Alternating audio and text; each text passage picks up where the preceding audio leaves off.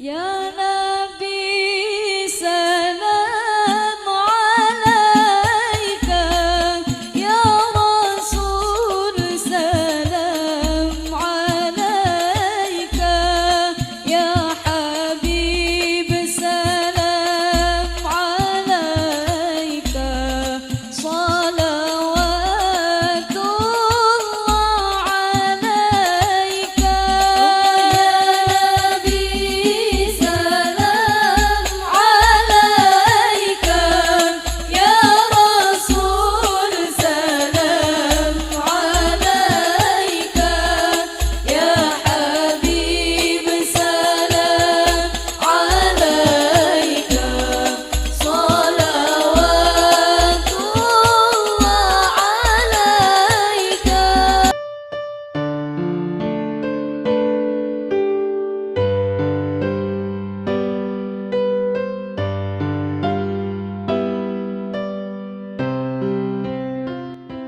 Kula terangno saking mulai asbabun nuzul. Rata-rata ulama itu berpendapat bahwa asal mula Isra itu sebagai hiburan. Hiburan dari Tuhan, ya Allah nyukani pelipur larang gini ku saat Nabi ngalami dua kesusahan. Itu periode Mekah itu periode tersulit Nabi karena beliau itu sudah minoritas. Nggih, pun minoritas, kaum minoritas kecil, miskin, terus pendukungnya tidak ada. Satu-satunya yang menggaransi, yang menjamin Nabi tidak dibunuh itu karena beliau dilindungi oleh sinten pamanipun, gini sinten Abu Thalib. Dan termasuk lagi secara kasta sosial ekonomi beliau tinggi karena punya istri yang saudagar kaya, gini ku Sayyidah Khadijah. Tapi ternyata orang yang selama ini benar-benar di belakang Nabi, baik secara materi maupun moral, sing entek-entekan berjuang ternyata wafat. Khadijah Abu Thalib wafat, terus dikenal tahun itu tahun Amul Husni, tahun kesusahan. Sudah gitu niki sing termasuk ilmiah nggih, ilmiah. Sudah gitu secara ilmiah psikologis kejiwaan Nabi terguncang. Niki rungokno tenan niki ngaji nggih. Terguncang itu karena secara mitos nggih, keyakinane tiyang Arab niku pun kadung kedikte embek keyakinan yang ditanamkan ulama-ulama Yahudi dan Nasrani. Nggih, kula baleni malih nggih. Kafir Mekah itu orang-orang bodoh, orang-orang nggak terpelajar. Mereka itu punya satu mitos, satu keyakinan yang ditanamkan oleh tokoh-tokoh intelektual Yahudi maupun Nasrani. Apa keyakinan itu? Bahwa kenabian itu yang paling mungkin kalau orang itu dari turunan Bani Israel. Orang mungkin Nabi kok ora turunane wong Yahudi atau wong Nasrani. Sehingga ketika Nabi mendakwahkan diri sebagai Nabi, mereka bilang antakulu innama unzilal kitabu ala ta'ifatain min qablina. Nak jenenge wahyu harus tidak jauh-jauh sangka turunan-turunan Yahudi. Sebab itu banyak cerita di Quran, cerita konsultasi tiang kafir Mekah pada tokoh-tokoh Yahudi. Setelah konsultasi ya disesatkan. Orang mungkin Nabi kok nggone ummiyin, bintu-bintu untuk napa? Wahyu. Padha-padha dadi nabi rak kita, orang Muhammad. Ini kalau cerita sejarah. Sehingga saat Nabi ngaku Nabi, niku kayak sudah jadi mitos. Nabi itu tidak boleh jauh-jauh dari Palestina. Karena Nabi Ibrahim orang Palestina, Nabi Isa orang Palestina, Yahya Zakaria juga orang Palestina, Nabi Musa juga orang Palestina. Semuanya itu tidak jauh-jauh dari komunitas Baitul Aqsa. Ini ku masjid Baitul Maqdis atau Baitul Muqaddas. Lah itu wong kafir pinter, saking kepengen nyudutno Nabi Muhammad itu sampai Nabi mesti ning Palestina, ya mesti roh cerita-ceritane Nabi ning Palestina. Lah kowe apa tau roh Palestina? Wakoke detail-detail. Nak kowe pancen roh iku pintu masjid ning Palestina Baitul Aqsa jumlahe piro? Terus madhepe ning ndi wae. Jadi bahwa Nabi ngeklaim diri sebagai Nabi yang bisa membaca malakutas samawati, baca alam-alam gaib. Niku dites nak iso tenan saiki aku takok jumlahe pintu Baitul Maqdis piro. Niki peringatan kangge santri-santri bahwa semua Nabi itu di luar dites fisik. Artinya zaman Nabi sholat di masjid kayak teletong unta terus disiksa Abu Jahal itu hanya ujian-ujian fisik. Tapi di luar itu sebetulnya Nabi juga mengalami ujian-ujian intelektual. Ya kayak cerita-cerita di hadis Sahih, Nabi itu sering didatangi orang Yahudi ditanya, "Mat, saya punya 5 pertanyaan. Yang tahu itu hanya Nabi. Kalau kamu bisa jawab ya Nabi, kalau enggak ya tidak Nabi." Termasuk takokane, apa pertama yang dimakan ahli jannah saat masuk surga? Takokane aneh-aneh. Terus kenapa anak itu kok kadang mirip bapaknya, mirip ibunya? So, takokane aneh-aneh.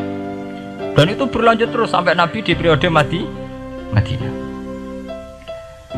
Nah sebab itu Nabi itu secara intelektual itu diasah Tuhan lewat proses Isra, di mana Nabi saat itu secara fasih bisa menjawab jumlah pintu Masjid Aqsa sekian, perilaku Nabi Musa begini, wajahnya Nabi Musa begini, wajahnya Nabi Ibrahim begini. Sampai di hadis-hadis Sahih Nabi bisa menjelaskan detail. Nabi Musa itu rambutnya kayak ini, wajahnya kayak ini, ada mutiwal. Itu detail sekali Nabi.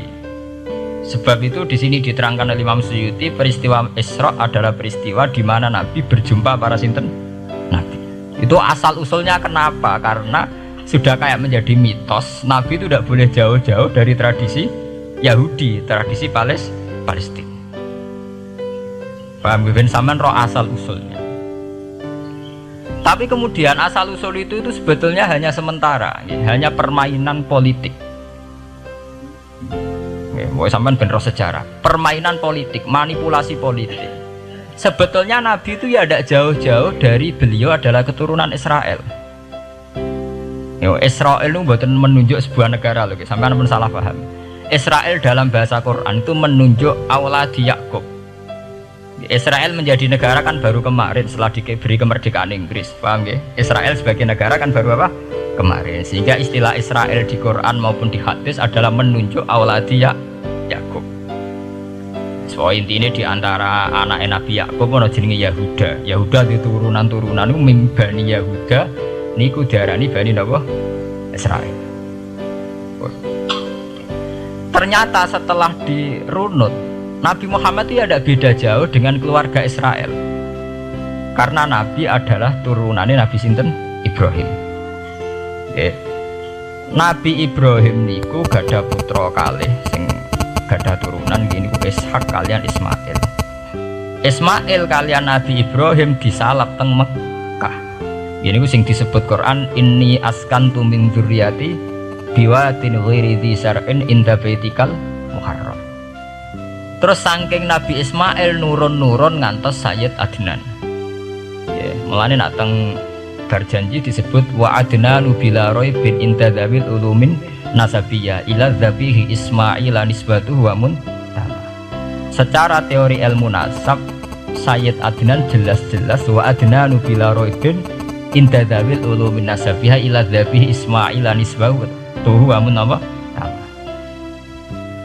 Tapi yang menjadi masalah yaitu tadi saya sudah bilang kan, seakan-akan Nabi Muhammad itu orang yang benar-benar berbeda dari dinasti itu, dari keturunan itu. Karena orang Yahudi, orang kafir Mekah di kepentingan menggagalkan kenabiannya Muhammad, sehingga dilecehno Muhammad bin Abi Kabsah.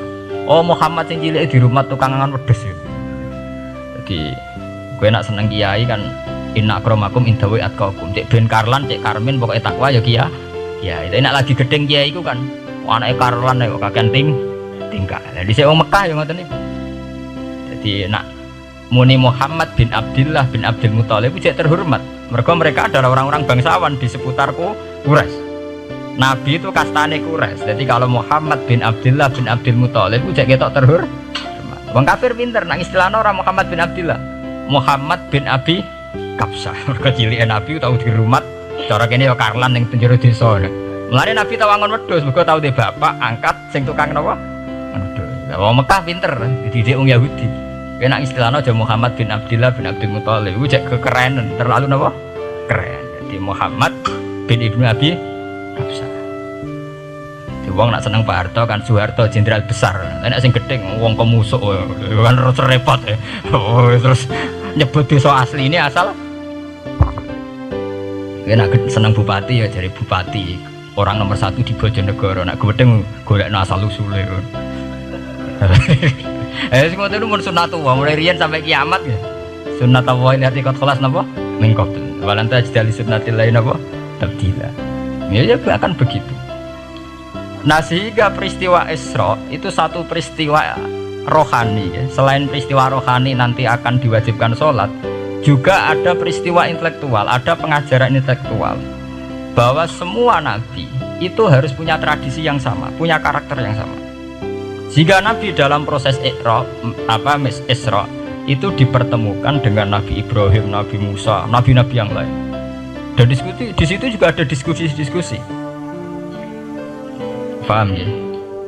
Niki penting ya, penting kalau terangkan karena kalau tanpa tradisi yang berkelanjutan sing disebut tenggene thariqah jenenge as-sanad al-mu'tabar, sanad sing mu'tabar utawi nak tenggene pondok-pondok kitab disebut sanad sing muttasil. Ini nanti semua tradisi kenabian akan melenceng. Kalau melenceng itu ngeri. Karena setiap orang ya, mesti gada subjektivitas sendiri, punya versinya sendiri. Sehingga semua nabi harus model istilah politik itu punya platform yang sama, punya karakter yang sama, punya model yang apa? Sama. Nah, sebab itu secara intelektual Nabi Muhammad itu dikenalkan oleh karakter para nabi-nabi dulu. Ngedetek satu Quran 30 juz. Andai kan sampai hafal Quran, sampai ngurunut sejarahnya coba. Kita ini kan kadung dibentuk, artinya kita ini ya alhamdulillah sudah kadung kebentuk, tahu sejarah para nabi. Tapi asal usulnya kita tahu lewat kitab yang namanya Al-Quran. Supaya apa? Nabi Muhammad itu dibimbing bahwa Quran atau ajaran beliau benar-benar musaddiqal lima baina yadayhi, benar-benar selaras dengan ajaran sebelumnya.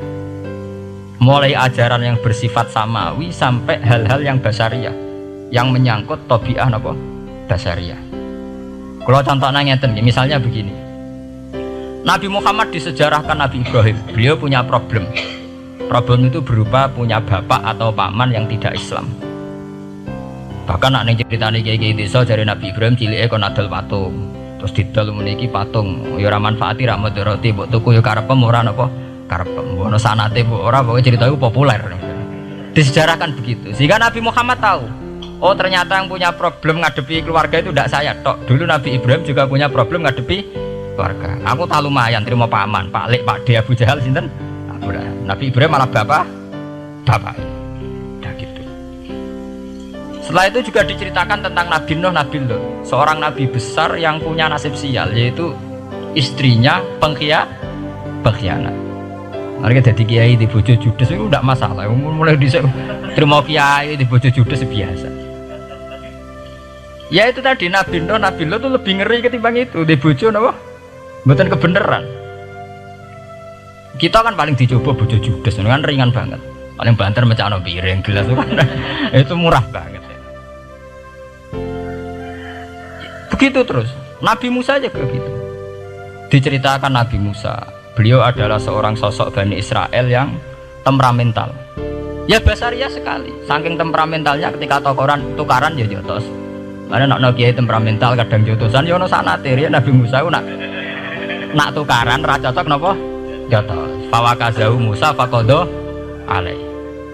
Artinya ya basariah sekali.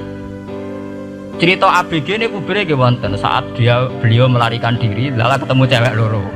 Ya ora wentise barang Nabi Musa, waduh mari maksiat ae terus kon.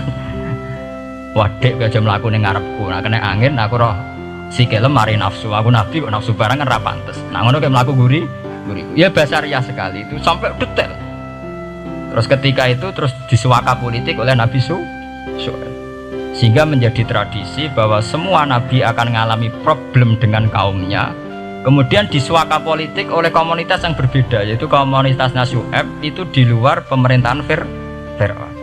Sama seperti yang dialami Nabi Muhammad, komunitas Mekah itu menyiksa Nabi, bahkan mengimbargo sinten Nabi. Semua aliran dana, aliran ekonomi, akses dana, akses makanan itu ditutup di Mekah. Sehingga Nabi sampai dahar dedaunan, fisik bil jibali napa Mekah. Tapi beliau diselamatkan oleh sahabat Ansor yang terpisah dari komunitas Ahlu Mekah. Itu mirip ceritanya Nabi Musa yang diselamatkan Nabi Syuaib yang terpisah total dari komunitas Fir'aun. Ini penting kalau ulang temriki sehingga karakter-karakter kenabian itu tidak rubah. Karakternya sama. Sehingga setelah kita mengenali karakter para nabi, kita mudah sekali mengenali nabi palsu. Paham ya? Makanya kalau nabi palsu paling seneng musodek, ketara palsune. Lah sing repot sing ora ketara, mergo jenenge Ahmad. Ahmad Muhammad tak mirip. Malah enak kowe di jeneng supaya ora ngaku nabi jenengno Kartolo. Mergo nak Ahmad bin Gulam rak jenenge Ahmad. Ana terkenal nabi nak ora jenenge Muhammad utawa napa?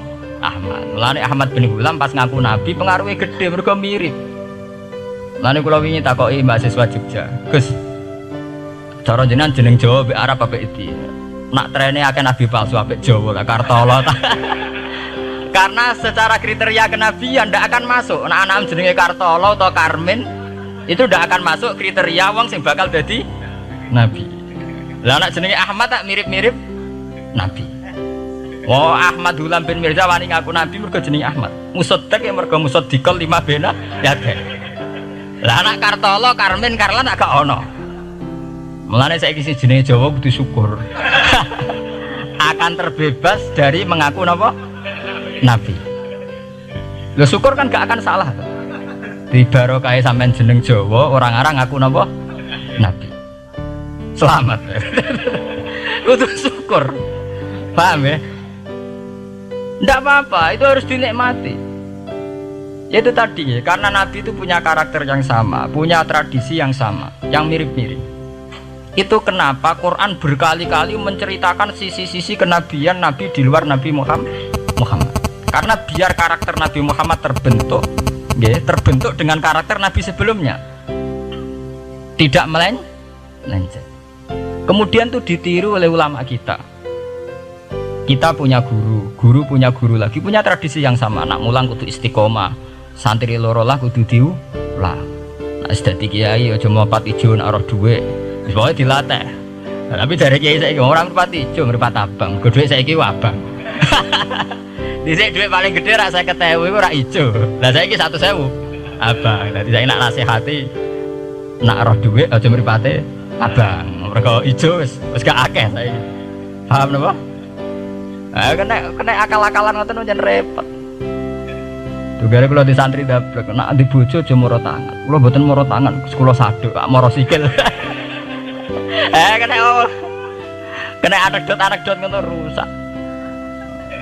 Adu-adu ning bojone. Bojone loro, bareng bojone nguap. Kowe jare rabi Pak ning njaba, bojom jare loro fitnah. Sing bener telu. Ayo kan repot. Ketemu cangkem elek rusak kabeh. Fitnah udah nak loro. Sing bener apa? Telu. Lah sakniki mun politik ngoten.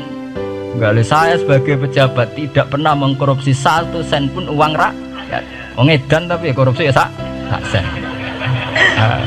Wong ra waras tapi korupsi napa? Sak sen. Ngono miliaran tok. Korupsi napa? Sak sen. Ya mesti ae. Geneman.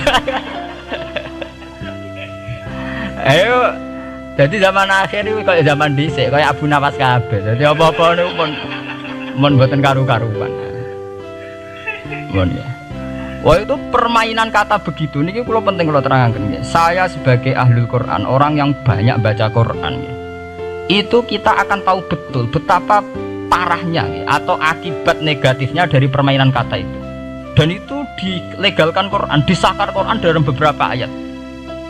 Yaqulu apa yuriduna ayutfi'u nurallahi bi afwahihim. Orang-orang Yahudi, Nasrani, kafir Mekah itu ingin sekali membunuh Islam lewat permainan kata bi afwahihim. Yaitu tadi misalnya kalau Muhammad bin Abdullah bin Abdul Muthalib itu kelihatan keren karena masih Bani Quraisy.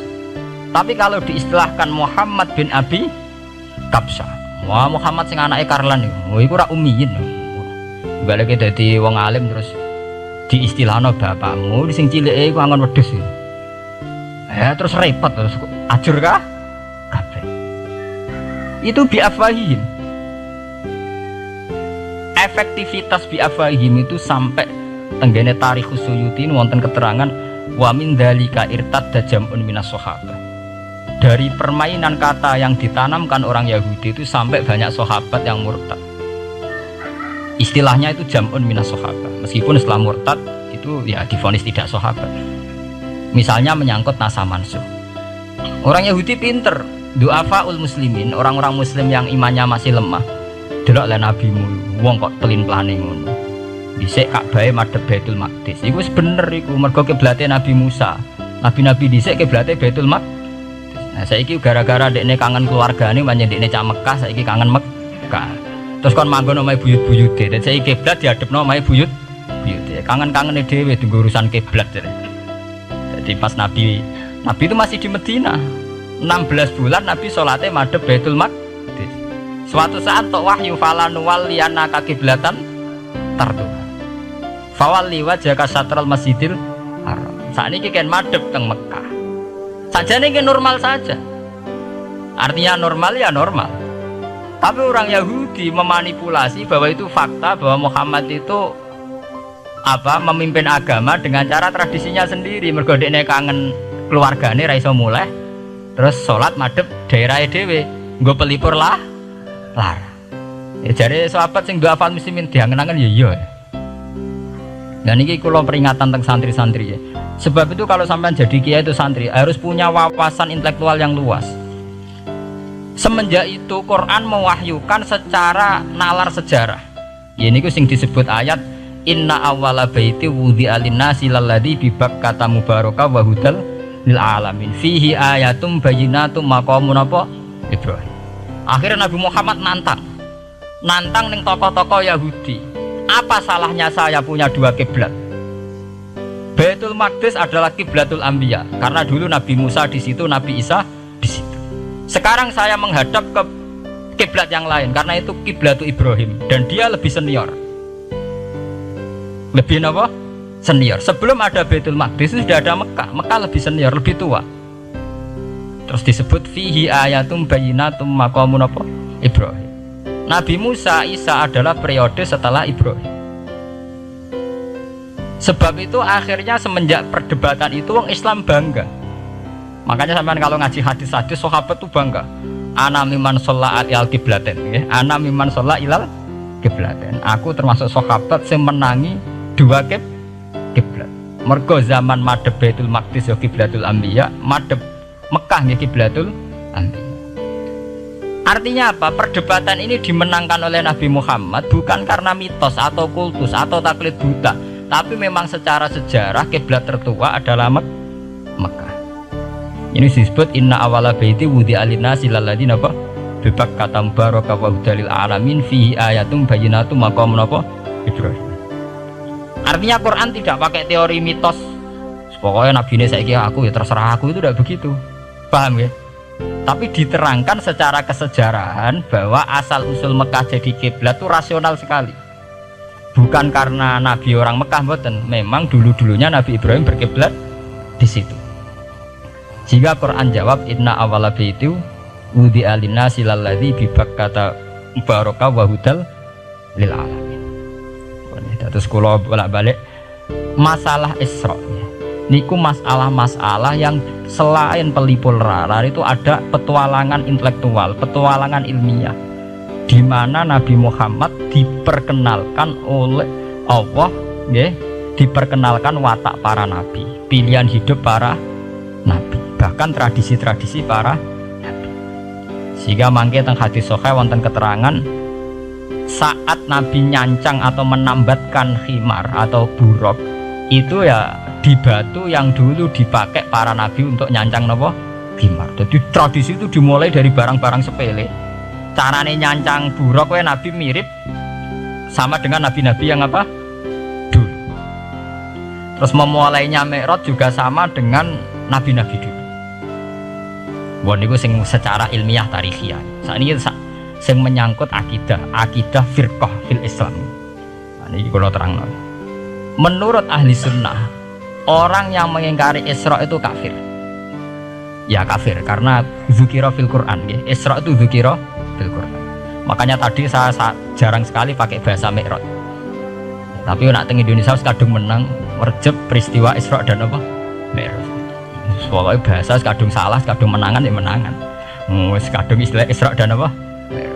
Sebetulnya yang disepakati ulama itu hanya Isra. Artinya yang memungkiri Isra itu kafir karena dzikra fil Quran. Lah kemudian Mi'raj menurut keyakinan ahli sunnah itu terjadi. Setelah terjadi itu masalahnya biruhi wa jasadihi jami'an ma'an atau biruhi fakot.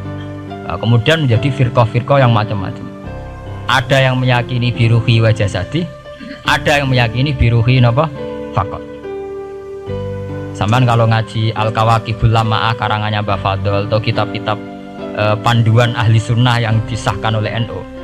NU dulu pas musyawarah besar di Jemang yang dipakai panduan itu dulu yang disahkan itu Al-Kawakibul Lama'ah yang dikarang Mbah Fadl. Itu memang kita termasuk ngikuti yang biruhi wajah seti.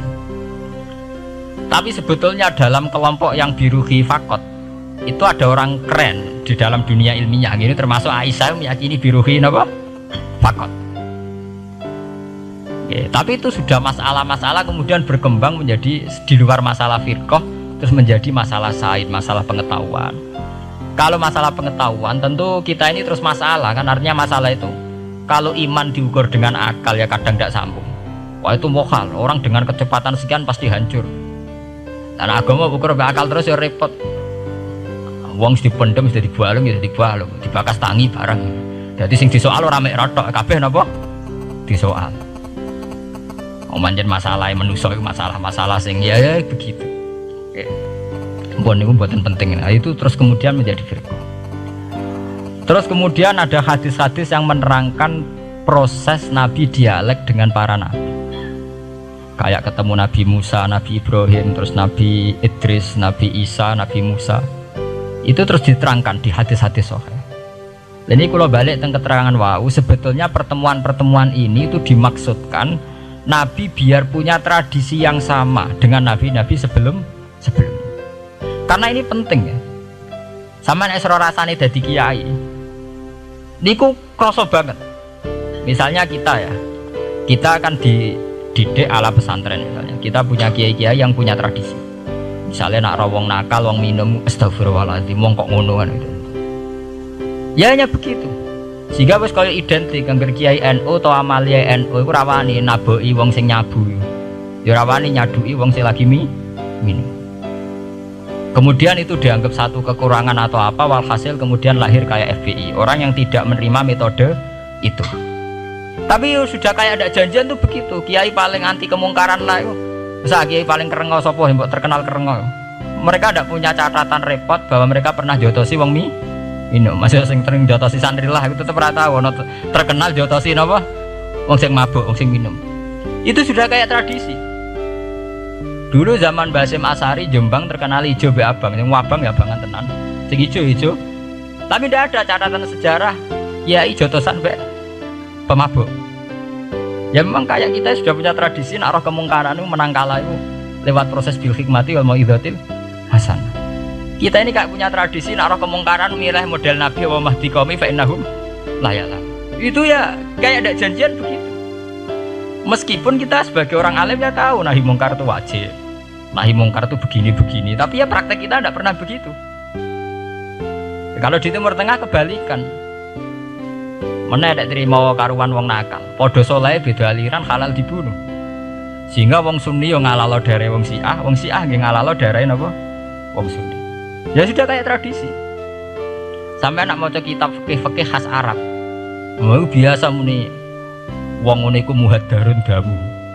Padahal ya wong soleh, wong Islam di mazhab apa ini disebut darun apa? Damu. Sehingga kita itu tadi kita punya tradisi. Saya tuh kalau sedang tahajud, matehai para wali-wali songo atau apa, itu yang terpikir di saya itu hanya satu. Agama Islam itu lahir lewat Quran dan hadis. Tapi kemudian tahu-tahu tetap berimprovisasi, berkembang sesuai tokoh yang membawa. Sampai kalau melihat Islam di India dulu sampai perang besar-besaran, kemudian zaman Abul A'la Al-Maududi, zaman periode Muhammad Iqbal, sampai India pecah, kemudian jadi Pakistan yang bernegara apa? Islam, karena banyak konseptor Islam yang tidak setuju negara sekuler. Akhirnya mereka misah jadi negara Islam Pakistan. Kemudian Timur Tengah juga begitu. Karena Timur Tengah sudah Islam semua, masalahnya itu diislamkan ala Sunni atau ala Syiah. Iran menjelma sebagai aliran Syiah. yang Sunni dianggap sesat, halal darah. Irak zaman Saddam Hussein pemerintahan Sunni, sing Syiah bantai sehingga wong Kurdi do mati. Era Saddam ke yo gentenan Saddam sing di. Makanya kalau saya ngaji di Jogja, seminar di Jogja bilang, kita ini harus bersyukur. Kita ini punya tradisi konflik yang terbaik di dunia. Enggak, kita ini punya tradisi konflik yang terbaik di dunia.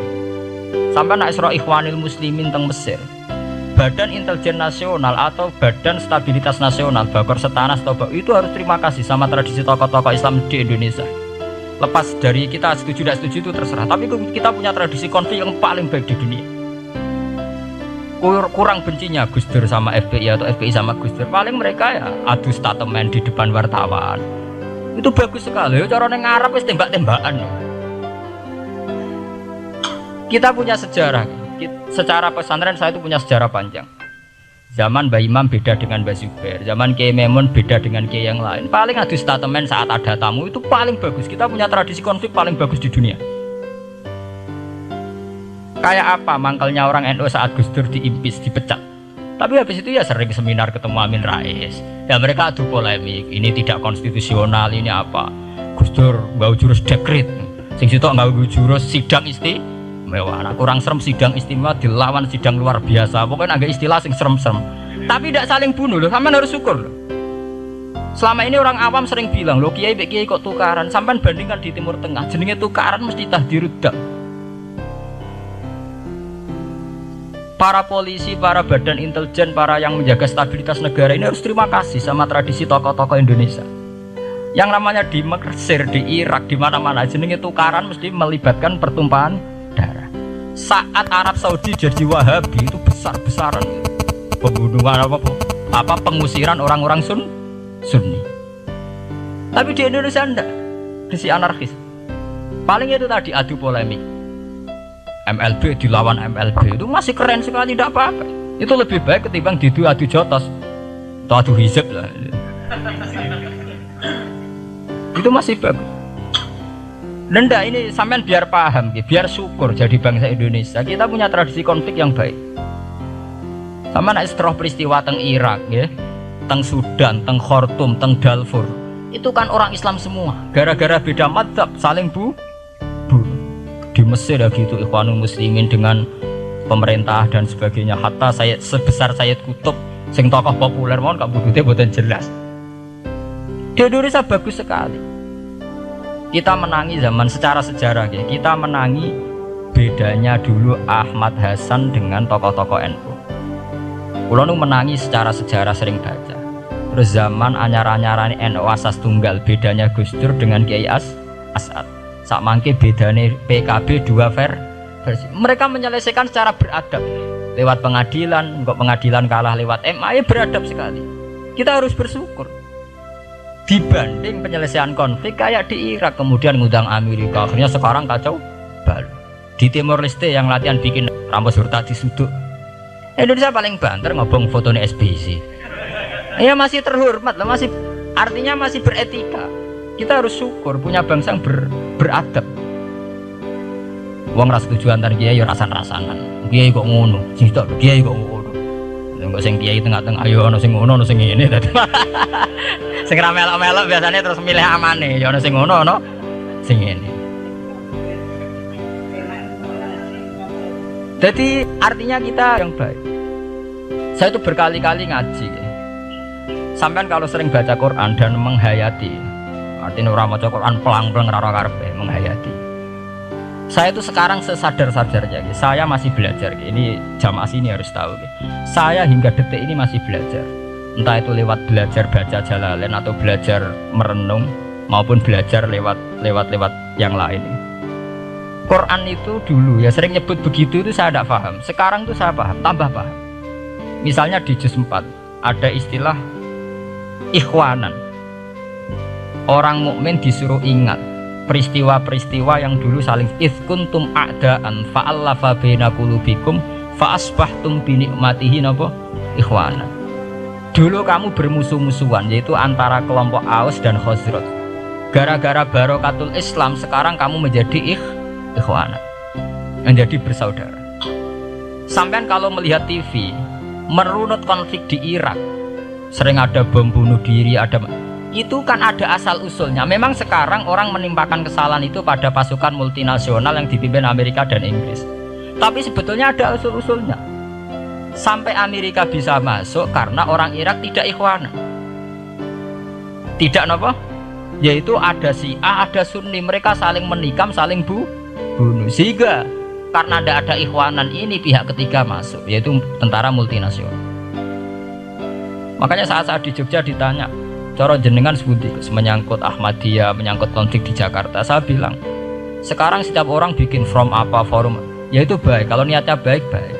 Tapi andaikan saya ditanya Tuhan nanti, hak kowe iku kelompok apa? Pokoknya angger NU atau Muhammadiyah ajak mayoritas, aku milih salah sitok itu. Bukan karena saya oportunis milih yang besar, itu lebih baik, lebih maslahat.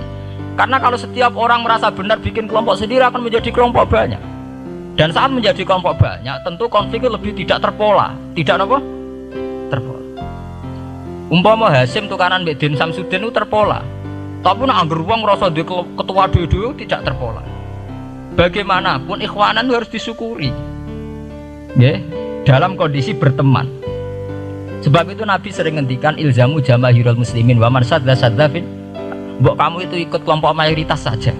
Jamaahirul muslimin cara bahasa netralnya mbok ya kamu itu ikut kelompok mayoritas saja. Karena kalau orang merasa benar kemudian bikin kelompok sendiri itu tidak ada selesainya. Lah akulah cara nuruti GR sebagai kelompok dhewe. Wong aku ya di umat, di pengaruh sing nyucup wis akeh. Tapi kalau semua orang merasa begitu kan repot. Mursid di kelompok dhewe, tukang toreko di kelompok dhewe, tukang ngaji di kelompok dhewe. Model kitab pirang-pirang sesuk ana jamaah Jalalain, jamaah Muin, jamaah Fathul Wahab. Sing iso ngaji jamaah tahlil, jamaah istighosah. Ora ana bare itu. Saya tuh kalau ditanya di Jogja, meskipun saya kritis, artinya kritis itu mungkin terhadap satu fenomena kita tidak setuju atau Muhammadiyah dalam banyak hal atau satu dua hal, itu tidak menjadi alasan kita untuk tidak mengikuti mainstream. Karena kalau mainstream ini dilanggar, itu kita tidak akan ikhwanan. Dan akibat negatif dari tidak ikhwanan adalah kayak kasus Irak. Iran itu kenapa tidak mudah diserang Amerika padahal punya nuklir? Karena mereka seragam Syiah semua. Itu lebih gampang, lebih susah. Lawan itu apa? Susah. Arab Saudi juga mudah diadu karena karuan seragam Wahabi semua. Kita tidak bicara itu ya akidah. Mungkin kamu bisa debat Wahabi itu benar apa enggak. Tapi karena relatif aman, nggak diacak. Indonesia juga gitu. Kenapa tidak banyak konflik? Karena orang itu Islamnya kalau udah NU ya Muhammadiyah. Buat cocok cocok, boleh milih. Itu lebih mudah. Ketimbang ada faksi-faksi baru, kemudian stabilitas menjadi tambah kacau. Lalu kalau niku saya loh ya, saya pribadi menghimbau. Melihat ayat itu dihitung Tuhan sampai Allah ngendikan apa if kuntum a'daan fa'allafa baina qulubikum fa asbahtum bi ni'matihi apa. Kekuatan sebuah negara itu bukan karena senjatanya canggih, tapi karena rakyatnya tidak bentrok. Ya bayangkan kayak Indonesia. Andai kan Jawa itu mayoritas Islam, kemudian mereka ingin mendirikan negara Islam. NTT merasa tidak diwongke terus keluar dari Indonesia. Nanti Maluku, Ambon juga gitu. Daerah-daerah yang Islamnya tidak mayoritas begitu. Kayak apa susahnya militer? Andai kan setiap kelompok itu punya jamaah besar, terus sering bikin muktamar. SBZ berbakar muktamar NU, Muhammadiyah tuh. Kabeh wong di kelompok pra kesel SBZ. Gak sudah jadi presiden.